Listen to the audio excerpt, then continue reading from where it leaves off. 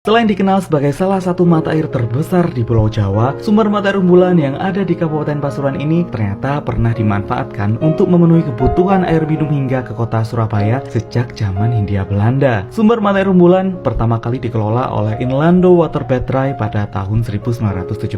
Saat itu, air yang keluar dari sumber mata air rembulan hanya dapat digunakan oleh warga Belanda yang tinggal di kota Pasuruan. Dan seiring berjalannya waktu, pemerintah kolonial Belanda bersama warga pribumi mendirikan sistem pipa tanam yang menghubungkan Umbulan dengan kota Surabaya. Tujuannya agar air Umbulan bisa dijangkau hingga ke beberapa daerah. Hingga pada tahun 1932, warga di kota Surabaya termasuk wilayah yang dilewati oleh pipa tanam mulai dari wilayah Bangil, Porong, dan Sidoarjo akhirnya bisa ikut merasakan kesegaran air Umbulan untuk memenuhi kebutuhan air baku. Di wilayah Sidoarjo Timur, kita masih bisa menyaksikan beberapa menara air seperti yang ada di Jalan Raya Porong, Jalan Ahmad Yani, dan juga Jalan Jetis. Meski dapat predikat sebagai salah satu mata air terbesar di Pulau Jawa, nyatanya nggak semua orang bisa menikmati kesegaran mata air Umbulan, termasuk diantaranya yaitu warga pribumi. Sayangnya hanya mereka yang mampu secara finansial saja yang bisa mengakses dan menikmati kesegaran air Umbulan. Lanjut di tahun 1940,